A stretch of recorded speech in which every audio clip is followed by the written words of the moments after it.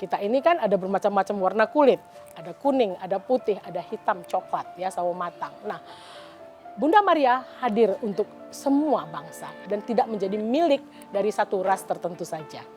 Makanya ketika dia digambarkan sebagai sosok perempuan dengan kanak-kanak yang berwarna atau berwarna kulit hitam itu, kita tetap melihatnya indah. Jadi Bunda Maria meskipun dia hitam, tapi dia tetap cantik.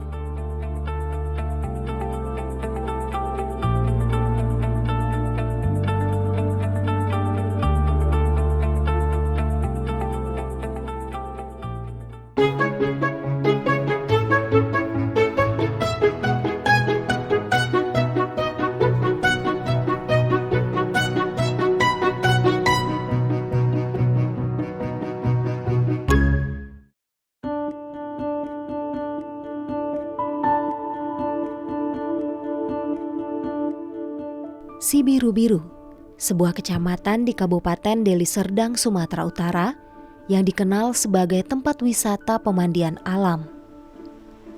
Di tahun 90-an hingga 2000-an, Sibiru-Biru sempat berjaya sebagai tujuan wisata Deli Serdang karena air sungainya yang berwarna kebiruan. Masyarakat lokal menyebutnya dengan Pantai Sibiru-Biru. Faktanya, Sibiru-Biru adalah sungai luas berbatu dan bukan tepian laut. Seperti pemandian Sembahe, Sibiru-Biru juga ramai dikunjungi saat akhir pekan. Butuh sekira 1,5 jam dari Medan untuk mencapai lokasi ini. Bagi banyak orang, Sibiru-Biru kini tak lagi seindah dulu, meski banyak spot wisata lain yang muncul di sekitarnya. Tak hanya wisata bernuansa alam yang sejuk, Sibiru-Biru juga memiliki spot wisata rohani Katolik yang sudah ada sejak tahun 1995. Gua Maria the Black Madonna, terletak di Desa Namusuro Baru ini, menawarkan ketenangan bagi pengunjung, khususnya yang beragama Katolik.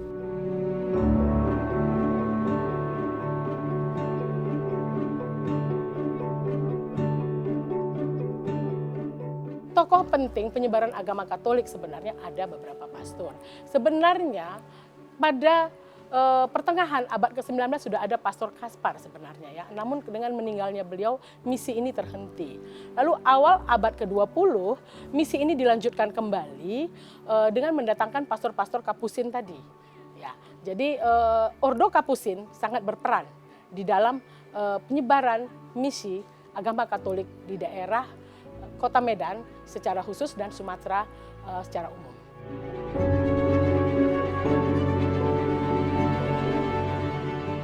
Pada masa itu ada semacam kebijakan tidak boleh double standing, ya. Jadi ketika misionaris Protestan sudah melakukan kegiatan misinya di suatu daerah, ini tidak boleh lagi dimasuki oleh misionaris Katolik. Lalu kemudian kurang mendukungnya sikap dari pemerintah kolonial saat itu terhadap misionaris Katolik. Lalu adanya semacam aturan di mana ketika ingin melakukan kegiatan misi itu sendiri harus ada izin dari gubernur jenderal. Di wisata rohani Gua Maria Sibiru-Biru ini, Bunda Maria diwujudkan dalam patung Black Madonna atau Sang Perawan Hitam. Dalam sejarah Katolik, Madonna hitam dari Montserrat, Spanyol, dan diyakini telah diukir di Yerusalem pada awal agama Katolik. Virgin Mary kan perawan Maria, satu sosok ibu yang diyakini memiliki keteladanan yang luar biasa. Namun memang kalau melihat Black Madonna bukan hanya di Sibiru-Biru, ini banyak di berbagai tempat di belahan dunia. Salah satu kebetulan saya pernah melihat yang terdapat di Montserrat di Spanyol, itu saya juga sangat terkesima. Bagaimana patung seorang Ibu Maria yang memangku bayi atau kanak-kanak Yesus itu di dalam gambaran berkulit hitam. Makanya disebut Black Madonna. Nah, dalam hal ini ada beberapa sebenarnya yang bisa kita ambil kesimpulan. Yang pertama adalah mungkin bahan baku dari kayunya itu mungkin juga berwarna gelap. Lalu proses waktu, ini kan juga bukan hasil seni yang baru, tetapi hasil seni yang sudah berabad. Sehingga faktor proses waktu bisa menyebabkan kegelapan, itu kemungkinan.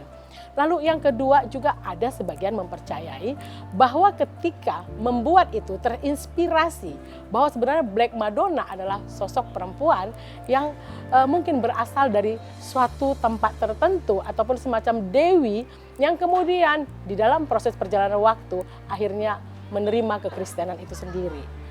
Tetapi kalau saya di satu sisi melihat bahwa sebenarnya kenapa disebut dengan Black Madonna ini, sosok ini dibuat hitam, saya memikirkannya seperti ini, bahwa Bunda Maria adalah ibu buat segala bangsa, segala suku, segala ras.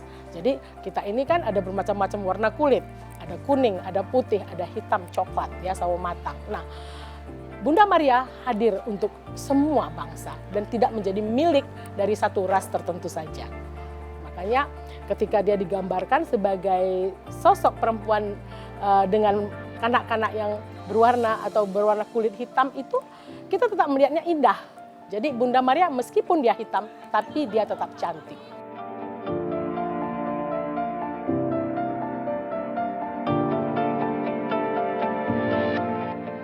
Ada 14 perhentian yang disebut dengan Via Dolorosa, yaitu sebenarnya Via Dolorosa ini adalah jalan sengsara. Kenapa disebut jalan sengsara? Bagaimana seorang sosok Tuhan Yesus di dalam agama Kristen menjalani suatu perjalanan di dalam jalan salib itu, ada 14 perhentian itu, jalan penderitaan bukan karena kesalahannya, tetapi demi penebusan terhadap dosa manusia. Nah, jadi jalan salib itu adalah ketika kita mencoba merenungkan di dalam diri kita, karena kesalahan kita, karena dosa kita, seseorang melakukan kesalahan tetapi dia tertebuskan dengan penderitaan Yesus sebagai Tuhan. Jadi dia jalanin itu bagaimana dari mulai dia ditentukan hukumannya, hukuman mati sampai proses pemakamannya. Itulah yang disebut dengan jalan salib atau Via Dolorosa. Jadi diawali dari penjatuhan hukuman mati terhadap Yesus sampai kemudian yang terakhir ke-14 itu, perhentian ke-14 adalah ketika dia dimakamkan. Tetapi itu ada fase-fasenya. Dia terjatuh, bagaimana dia mengusap wajahnya sampai kepada fase yang ke-14. Gua Maria juga dapat ditemukan di wilayah lain di Indonesia, seperti Gua Maria Sendang Sono di Desa Banjaroya, Daerah Istimewa Yogyakarta. Situs ini terbuka untuk umum, tidak hanya penganut Katolik saja. Sumber mata air Sendang Sono sendiri kini dianggap sebagai air suci. Seperti di Sendang Sono, Gua Maria Si Biru-Biru ini juga terbuka untuk umum. Katolik itu sendiri kan artinya umum atau universal. Sehingga dengan kata umum atau universal berarti dia siap untuk membuka diri kepada semua hal, termasuk itu kearifan lokal yang ada pada masyarakat setempat maupun budaya-budaya yang ada dari masyarakat luar. Sejauh itu tidak merusak ataupun tidak mengganggu terhadap kekatolikan itu sendiri.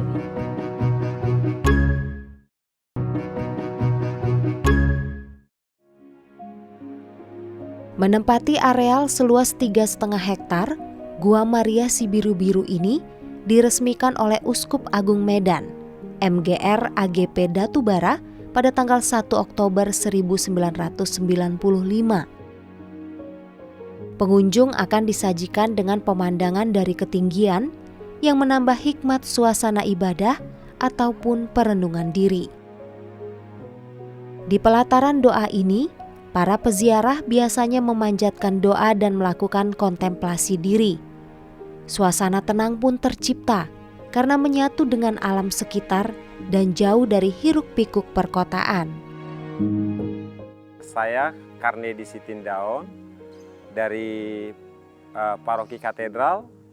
Saya ditugaskan Romo Caesar untuk mengelola tempat ini.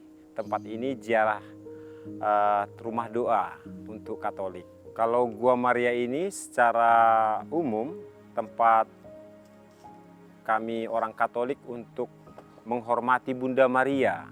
Jadi kami ketika kami menghadapi persoalan dalam kehidupan, tentu sebagai manusia yang normal kita harus mengandalkan ajaran Tuhan. Lalu kita datang kemari menghormati Bunda Maria, menyampaikan apa-apa yang menjadi permohonan kita.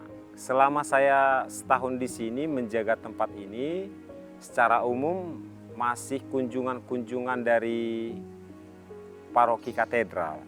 Nah, tetapi menurut yang saya dengar dari pimpinan saya Romo Caesarius Petrus Mau, tempat ini adalah tempat yang terbuka untuk umum, siapa saja boleh datang. Baru tempat ini menawarkan tempat rekoleksi, tempat penyimpanan abu, kolobarium, lalu tempat Bunda Maria, Gua Maria, dan beberapa banyak edukasi tanaman buah. Begitulah tempat ini ke depannya.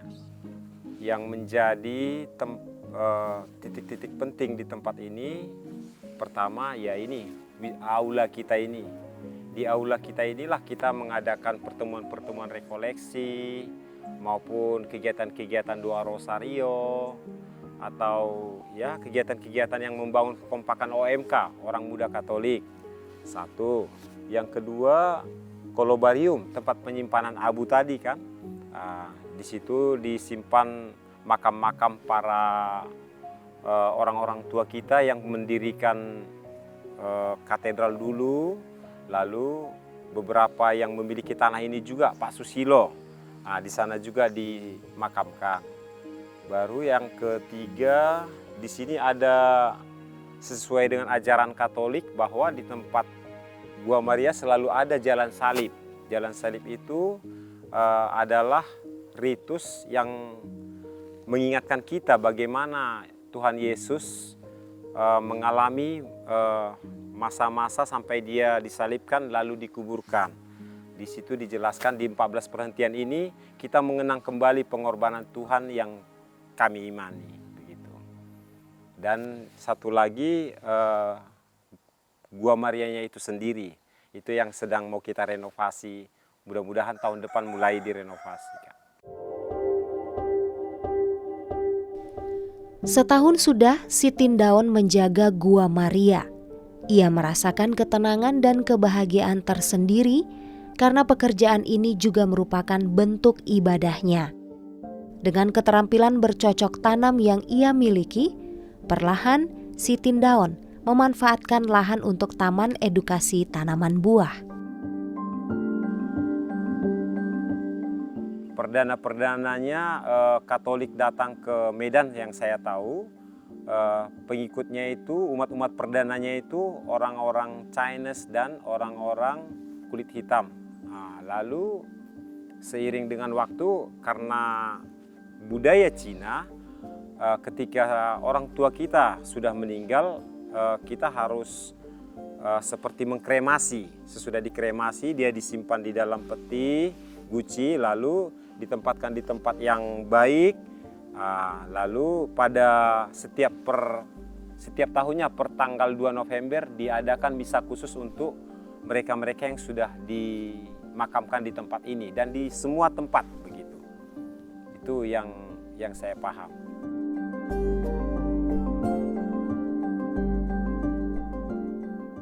Mereka datang dengan persoalan mereka di kehidupan, baik itu masalah rumah tangga, masalah ekonomi.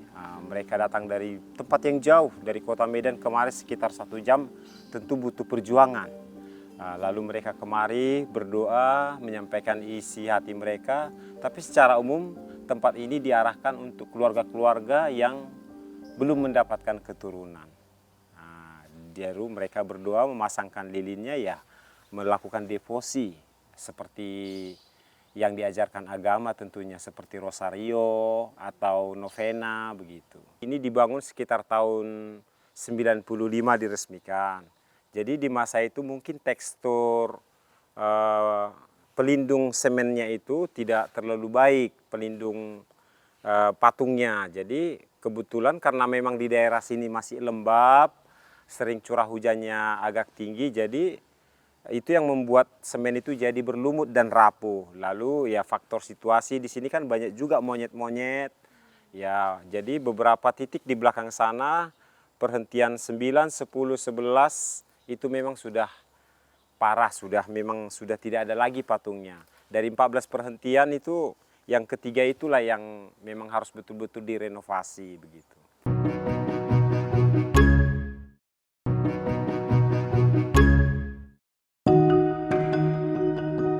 Gua Maria Si Biru-Biru berada di bawah pengawasan Paroki Katedral Medan.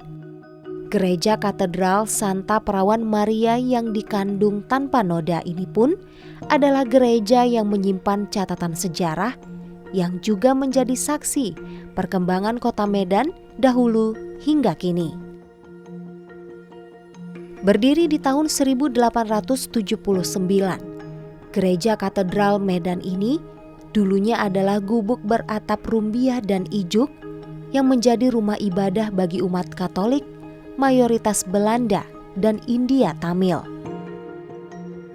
Di tahun 1905, umat Katolik Medan berkembang pesat jumlahnya dan pembangunan gereja katedral pun dilakukan oleh para pastor Ordo Jesuit yang bekerja di Medan. Itu sekitar akhir abad ke-19.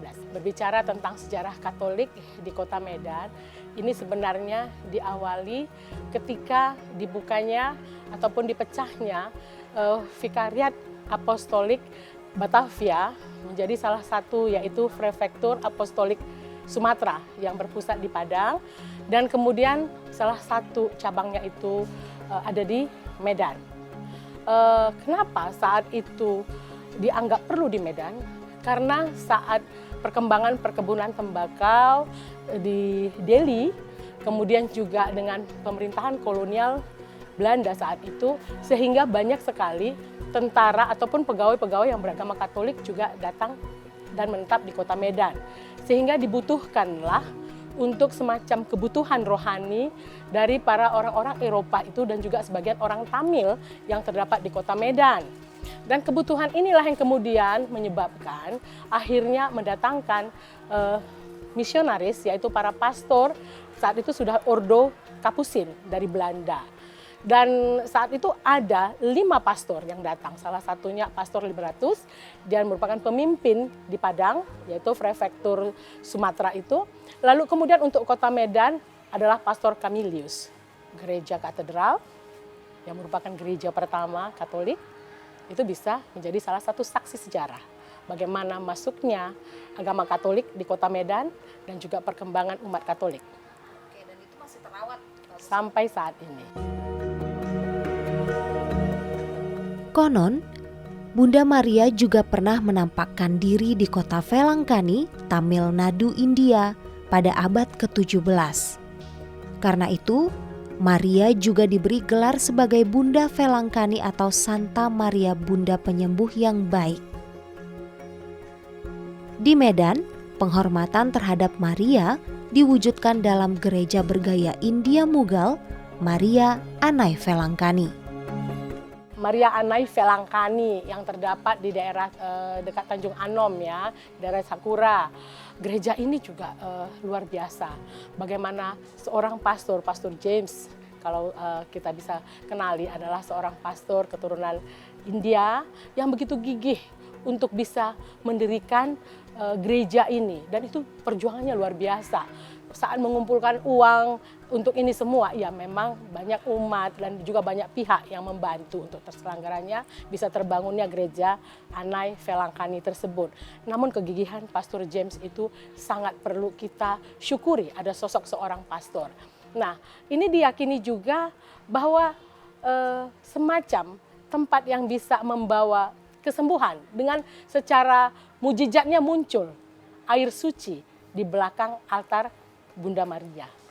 Nah, jadi kalau berbicara tentang gereja Maria Anai Velangkani, satu sisi secara iman seorang Katolik ini patut disyukuri, namun juga buat yang non-Katolik juga menjadi suatu tempat yang bisa membawa kesegaran bagi jiwa, semacam wisata. buat mereka melihat bagaimana tempat yang indah ini yang berada di kota Medan, dan juga bisa melihat bagaimana perjuangan seorang imam Katolik untuk bisa mendirikan tempat ini, mencari dukungan dari berbagai pihak baik di dalam maupun di luar negeri. Gua Maria di Indonesia merupakan tempat ziarah bermakna historis bagi perkembangan gereja Katolik di Indonesia. Bangunan utamanya dibentuk seperti gua, dan ada juga yang berada di dalam gua asli. Gua Maria Si Biru-Biru terus berbenah agar menjadi tempat wisata rohani yang menenangkan. Kalau sebagai manusia biasa tentulah kalau kita sebagai makhluk sosial pasti kesepian saat sendiri. Tetapi dalam hidup kan kita harus menghadapi banyak pilihan. Jadi ketika kita harus memilih satu pilihan, tentu kita harus menerima konsekuensinya. Tetapi yang saya lihat kenapa saya menyukai tempat ini, selain tempat ini tempat saya lebih berfungsi, berguna untuk setiap tamu yang datang.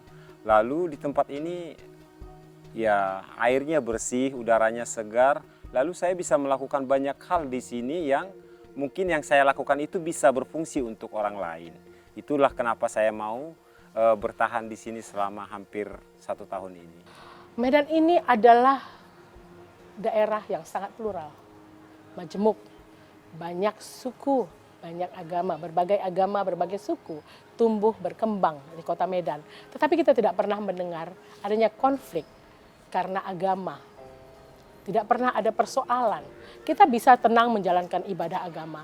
Kita bisa tenang dan harmonis berdampingan dengan saudara-saudara kita yang berbeda agama. Tidak pernah ada suatu permasalahan. Dan ini perlu diacungkan jempol buat masyarakat di kota Medan. Dan ini juga kita harus tetap memikirkan bagaimana agar situasi ini bisa tetap terpelihara. Umat Katolik secara umumnya memang dapat dikatakan bersifat terbuka dan bersedia berdialog dengan agama-agama yang lain, dengan penganut agama yang lain. Jadi keterbukaannya itu salah satu juga menerima kehadiran agama yang berbeda dan juga menerima kebenaran yang diyakini oleh agama yang berbeda. Bagaimana kita pada masa menyambut Natal tahun ini mencoba mengintrospeksi diri kita. Bagaimana sebenarnya kehidupan rohani kita terhadap Tuhan. Bagaimana sesungguhnya kita melalui sikap sehari-hari kita, sudahkah kita memang bersikap untuk kemuliaan Tuhan? Lalu secara vertikal, bagaimana juga kita menjalin hubungan, interaksi kita dengan sesama kita. Sesama dalam arti bukan hanya yang seiman dengan kita, bukan hanya orang-orang yang dekat dengan kita, tetapi kita juga bisa menjalin sikap terbuka, toleransi, menghargai dengan orang-orang yang dalam tanda petik itu berbeda dengan kita. Deli Serdang memiliki Gua Maria Si Biru-Biru yang menjadi tempat kembali bagi mereka yang lelah dengan kesibukan dunia.